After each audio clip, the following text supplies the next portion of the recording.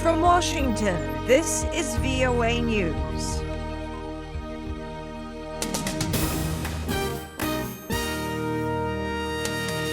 I'm Sarah Williams reporting. Islamic State militants launched an assault on the northern city of Kirkuk Friday, drawing troops and resources away from the battle towards Mosul as Iraqi and Kurdish Peshmerga forces continue to move in on the country's second largest city.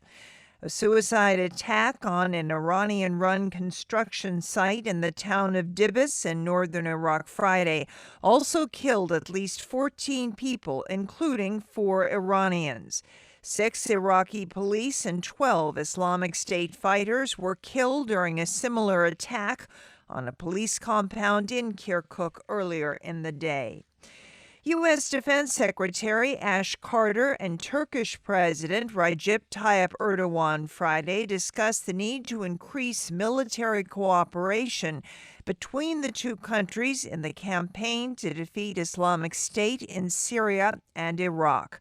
Carter arrived Friday in Ankara, Turkey, where he met with Erdoğan and other top Turkish political and defense officials. VOA's Wayne Lee reports. Carter's trip to Ankara comes amid tensions between Turkey and Iraq over the campaign to retake Mosul from Islamic State fighters. Turkey wants to have a larger role in the battle for Iraq's second-largest city, but Iraq is opposed. The U.S. fears tensions could kill an agreement that is keeping rival militias out of Mosul. Carter said it is important for Turkey to respect Iraqi sovereignty. The United States will continue to work with both of them and keep everybody focused on the objective of defeating ISIL, because it has struck Turkish homeland even as it has struck the homelands of the United States and many of our other coalition partners. Wayne Lee, VOA News, Washington. Please look at our website at www.voanews. This is VOA News. A spokeswoman for the U.S. Department of Homeland Security said the agency is investigating all possible causes of an internet outage that affected several popular websites Friday. The outages began in the eastern United States and then spread across the country and even to parts of Western Europe. Sites affected included the social network Twitter, money transfer services PayPal, music streamer Spotify, and the discussion site Reddit.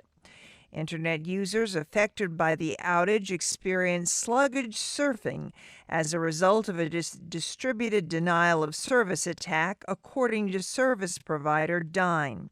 The company said it had resolved one cyber attack early Friday, only to face a second attack later in the day.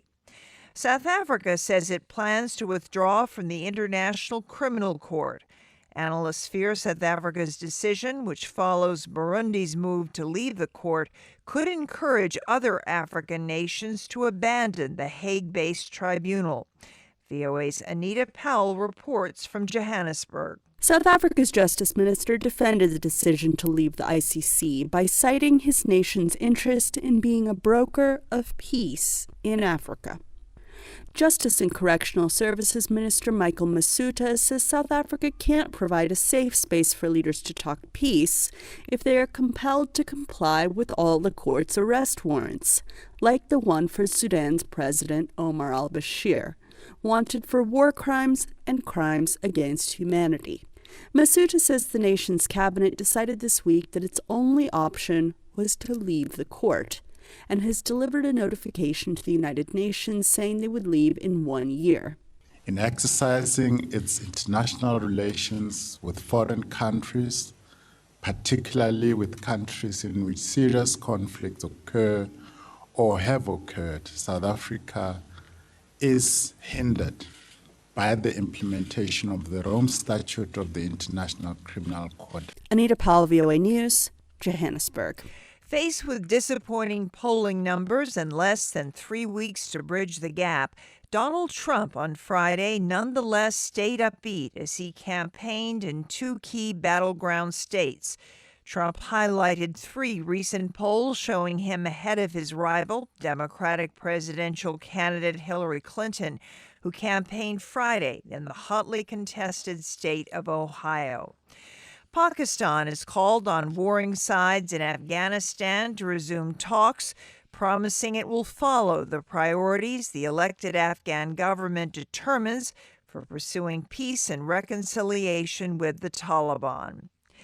7 years of talks over a trade deal between the European Union and Canada are hanging in the balance after EU leaders failed to convince Wallonia, the French-speaking region of Belgium, to approve it.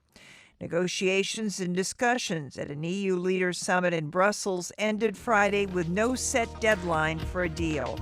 I'm Sarah Williams in Washington. That's the latest world news from VOA.